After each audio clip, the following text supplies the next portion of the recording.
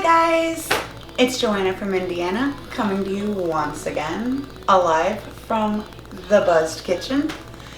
Today we're going to make buttermilk biscuits and then biscuits and gravy as a collaboration with our fellow Buzz Kitchen chef, Kenny Harper. Of course, before we start, if you remember from the first video, the first step that you always have to do is have a drink. So, I have the house favorite, a shot of spiced rum. This is just powdered lemonade mix with a splash of vodka. And then, salut, opa, cheers, salutations. If you have any other, cheers greetings, please leave them in the comments below for the Buzz Kitchen. We would love to use them in future videos. So, here's to you guys. Happy baking.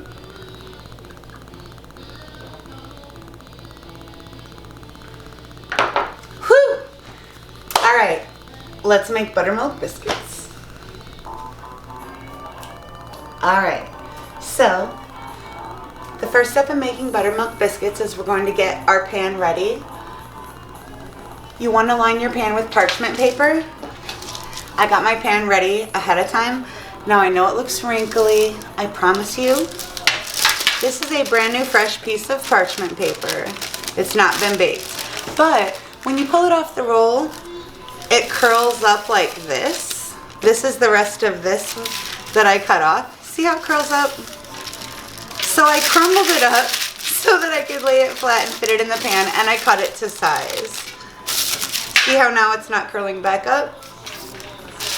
That's all I did ahead of time. So, I promise you it's not dirty paper, it's fresh, but it wouldn't lay flat. So this is ready. You don't need to spray it. That's what it's for. And we set this aside and we're gonna get started with our dry ingredients. All right, so we're gonna start making our biscuits. Our pan is ready, set aside. You need to set your oven to 450 degrees and let it preheat. Before we start our dry ingredients, I think it's important we at least take this half of a shot. It is the Buzzed Kitchen.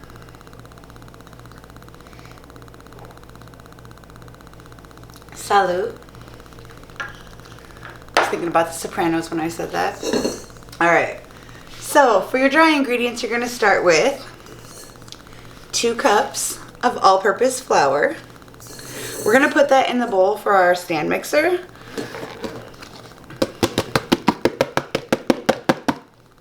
Always want to tap that out. It tends to get stuck. 1 tablespoon of baking powder.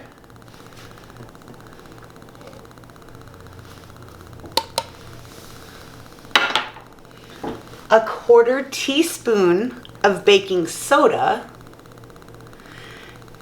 Now I read up about the history of the origin of biscuits, and they come from the 1800s. It began. Biscuit actually means twice baked bread cake or something, because they used to bake them twice and they would keep for a long time, like tea biscuits, things like that. But biscuits date back to a million years ago, and the definition says a round bread cake. So yay, biscuits. My daughter and I used to watch a lot of Little House on the Prairie and bake things, so this kind of reminds me of that. 2 teaspoons of white granulated sugar and 1 teaspoon of just regular table salt. You have all your ingredients together in your bowl, and I know that this is the mixer, but a lot of times with dry ingredients, you know what's going to happen. You're going to get the cloud of flour all over your kitchen, get the baker's long. Nobody wants any of that. So I'm just going to really quick mix this dry stuff together. Now, I think it's important to let you know, as I said in my first video, not everyone is lucky enough to have the KitchenAid stand mixer. So this isn't a recipe, like I said, that is old-time Little House on the Prairie. You can do this in a bowl. You can do this on your table surface. You put your dry ingredients down, you add your wet ingredients, you roll it out, you cut it. It's really old-fashioned and simple, but like warm, comforting, delicious. So all your dry ingredients are ready. The next thing we're gonna do is cut in, and that's why I mentioned the mixer, because unfortunately I do not have primitive tools such as a pastry blender. All I have is a bench scraper. So I'm gonna use my mixer to incorporate my butter. All right, that's connected. Now, you're gonna use 6 tablespoons of cold unsalted butter. Now, you want it to be really cold.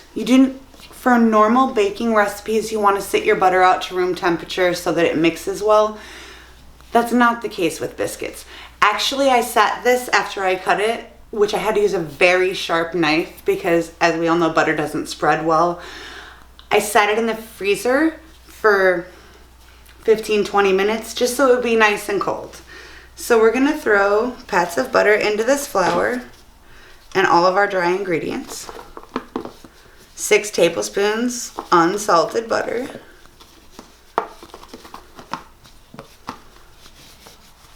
Lower your paddle attachment. Lock it in place. And anytime there's anything powder, I do this. Force of habit. You start on the lowest setting. You do not want to overmix your biscuit batter. You just want to make sure that everything is kind of like getting blended together.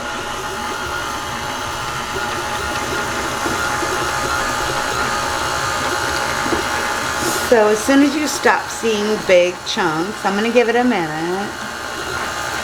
Still some medium chunks in there. But as soon as it starts to look like it's all about the same, we're going to stop this and add our wet ingredients.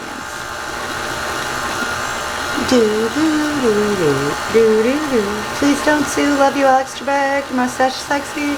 Alright, so I'm going to turn this up a little bit. Off and then up. Welcome to the buzzed kitchen. So, it's going everywhere. Okay, that's ready. Then we're going to add 3/4 of a cup of cold buttermilk. Now I have to add in the fact that when you're going to do something like this, you really want to plan ahead for your recipes and your diet habits, because we overbought groceries. Our pineapple went bad, as you saw, like it was a whole big thing.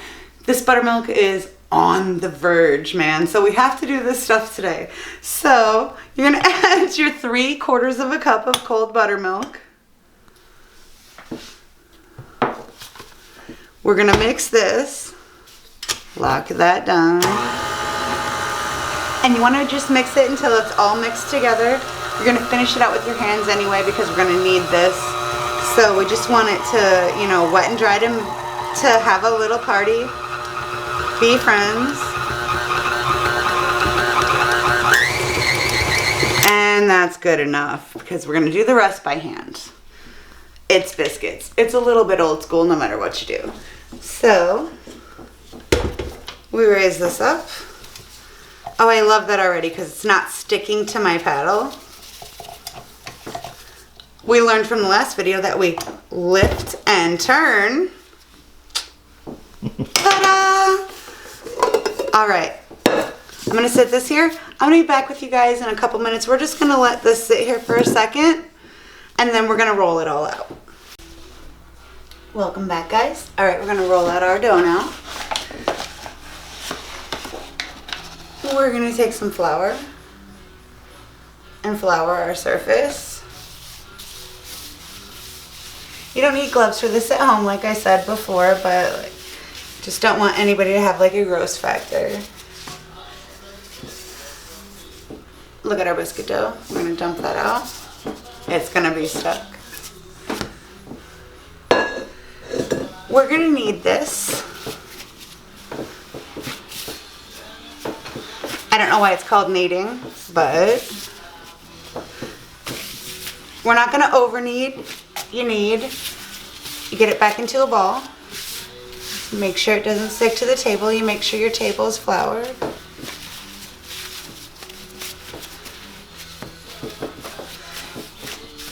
If you over knead or over flour, it's gonna dry out. We don't want that. All right. We're gonna roll this out until it's a rectangle about 1 inch thick. So you take your rolling pin. Always flour your rolling pin. Dough is doughy, it tends to stick. That was just absolutely incorrect. You usually start at the middle and work your way up. That was a perfect example of what you don't do. Let's move this back.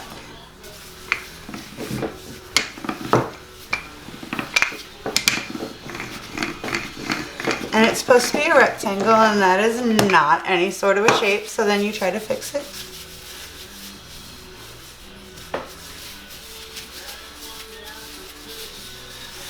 And it's okay to take a minute to fix your ends and make everything kind of uniform. It's okay if it's thinner and thicker on some side because we're going to fix this before we cut it. This motion here, just like if you're going to, have a back rub, you press.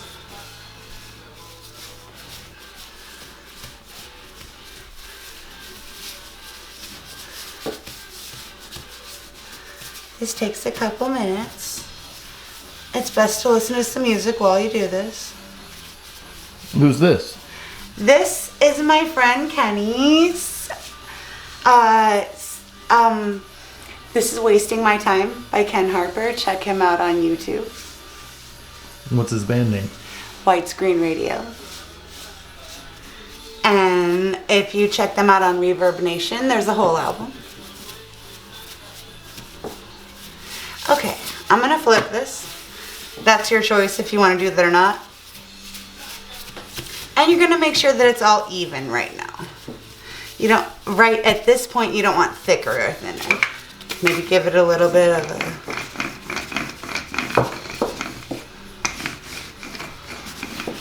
Good enough for me. Good enough for you? Good enough for me. All right. Now, an important tip that I learned about baking. I've been baking biscuits my whole life. Like, my kids are all grown, whatever. I never knew this fact. A lot of people will cut their biscuit dough with just like a juice glass, which does work, but since it's not this sharp metal, it's a blunt, like rounded edge, it closes off the edges of your biscuits and impedes their ability to rise and be flaky layers like you want them to be.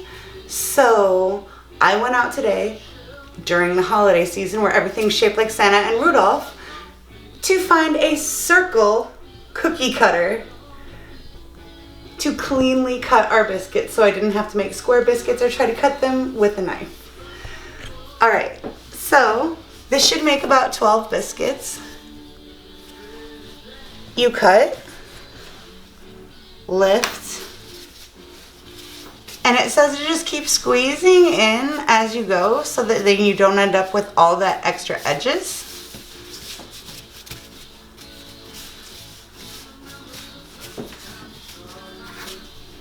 I'm going to cut a couple at a time.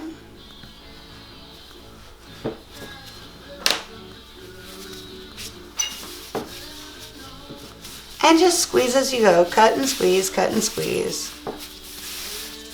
This avoids all that waste. I was so fussy we wasted that pineapple. Like, we're not all about waste. Waste not, want not. So, a couple more.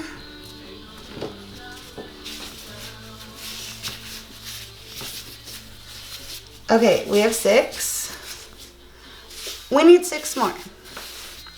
It's supposed to make a dozen. And you can always do this. If it sticks at all, add more flour. Mine's luckily not sticking. I am not a professional. I'm just very super lucky right now that it's not sticking. So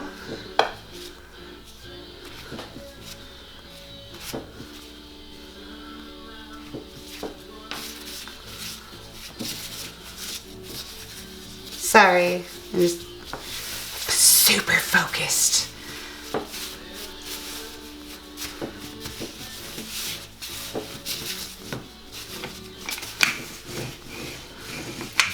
Now with all those cuts, did you knead that again?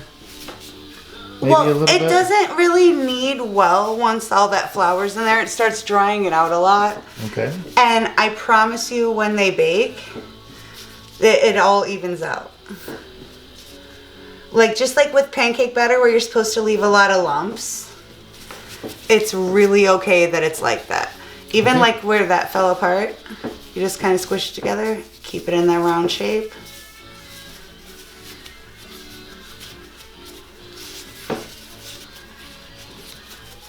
If some end up a little thicker than others, you can pat them out because you can feel with your hand if something's thicker or thinner. 2, 4, 6, 8, 10, 12, 13. We're That's a baker. overachievers, lady and gentlemen. Oh my goodness. Okay.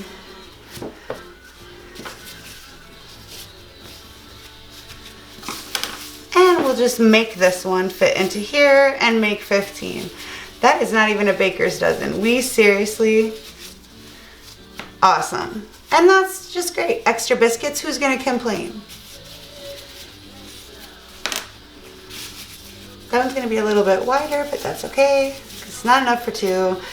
And like I said, I do not like to waste, so.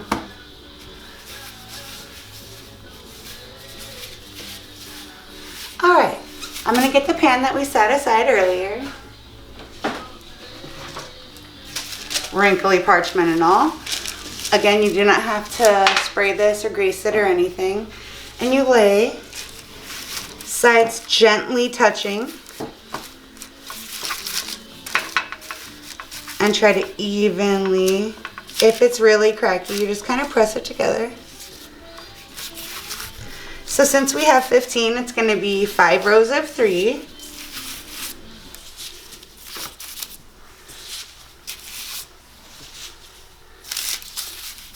That'll happen, don't worry about it. You know, biscuits are supposed to be flaky and fall aparty a little bit.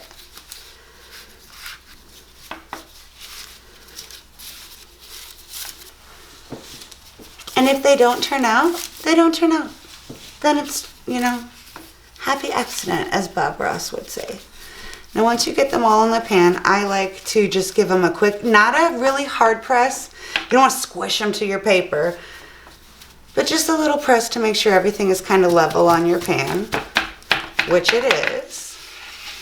And then you take some buttermilk and brush the tops. And this is what kind of gives it that golden, beautiful brown top when it's done.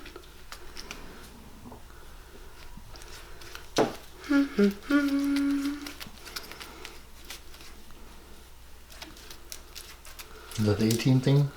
I'm Do, do, do, do. do, do, do. I wonder if Mr. T would want to have biscuits with us.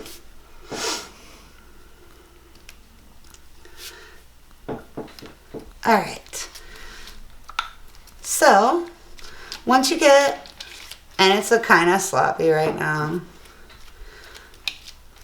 Welcome to the buzzed kitchen. Once you get them brushed with your buttermilk, you throw them into your waiting 450-degree oven for about 15 to 20 minutes. But if you're anything like us, your oven has been heating up for a very long time. So I'm going to check these at about 10 minutes just to make sure.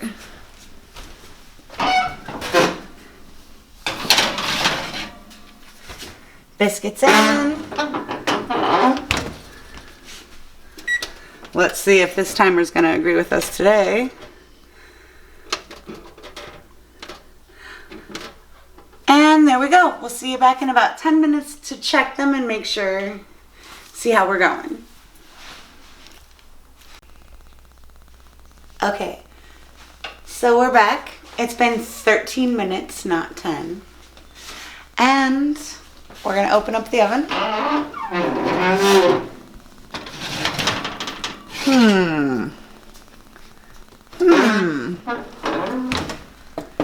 These do not look the way I expected them to look. And I got my oven mitt stuck on the burner. Okay, these do not look like they rose up tall, flaky like I wanted them to.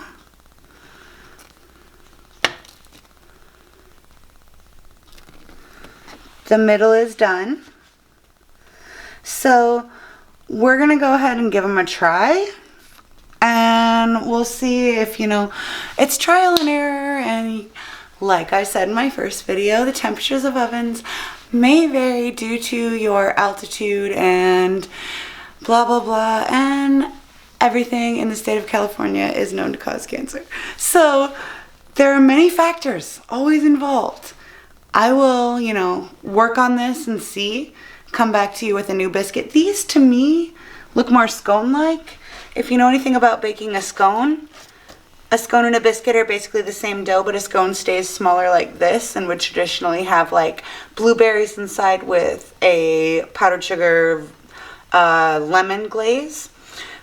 That's what this looks like to me. I wish I would have blueberried these because we could have had a perfect pan of scones. But these are not the puffy, fluffy, delicate biscuits I was looking for. But like I said in my last video too, appearance does not dictate flavor. So we'll get back to you after Kenny finishes making his homemade sausage gravy, and we'll take a bite and we'll see how it goes.